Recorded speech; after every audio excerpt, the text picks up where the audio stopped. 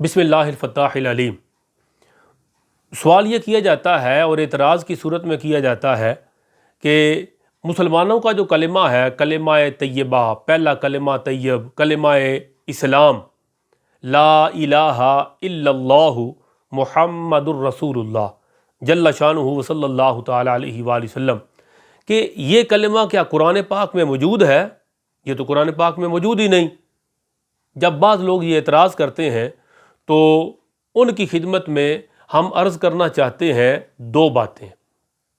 پہلی بات یہ کہ قرآن کریم اللہ کا کلام ہے، اور جس کو ہم قرآن کہتے ہیں وہ کسی ایک آیت کا نام نہیں، جسے ہم قرآن کہتے ہیں وہ کسی ایک سورت کا نام نہیں، جسے ہم قرآن کہتے ہیں وہ کسی ایک جز کا نام نہیں، بلکہ پورا کلام الحمد سے لے کر والناس تک یہ سارا کلام کلام الہی ہے، اور یہ اللہ رب العزت کا نازل کیا گیا قرآن ہے۔ تو جب ہم کہتے ہیں قرآن تو اس سے مراد کوئی آیت، سورت یا جز نہیں ہوتا، بلکہ الحمد سے لے کے والناس تک اللہ رب العزت کا نازل کیا گیا ایک ایک حرف ہوتا ہے۔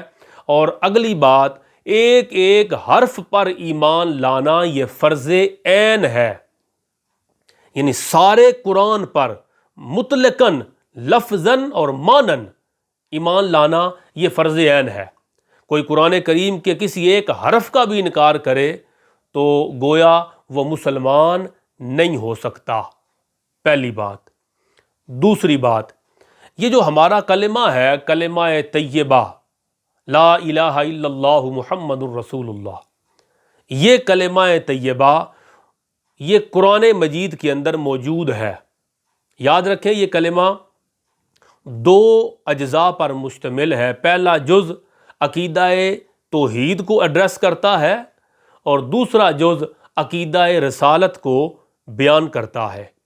جو جز اول ہے کلمہ طیبہ کا، عقیدہ توحید، وہ بھی قرآن میں موجود ہے، اور جو جز ثانی ہے عقیدہ رسالت محمد رسول اللہ، وہ بھی قرآن مجید میں موجود ہے۔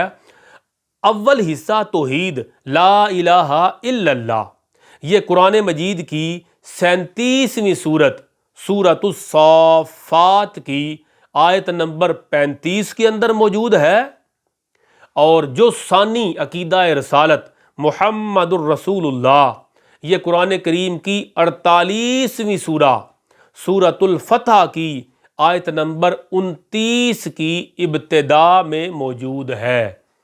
تو ہمارا کلمہ، کلمہ اسلام، کلمہ طیبہ، پہلا کلمہ طیب، لا الہ الا اللہ محمد الرسول اللہ، یہ تو قرآن مجید میں موجود ہے۔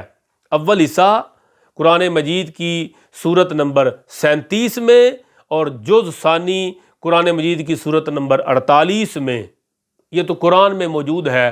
اور قرآن الحمد سے لے کے والناس تک سارا اللہ کا کلام ہے۔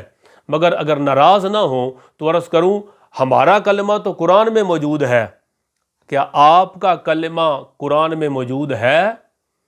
علی ولی اللہ وصی رسول اللہ و خلیفۃہ بلا فصل، کیا یہ کلمے قرآن مجید میں موجود ہیں؟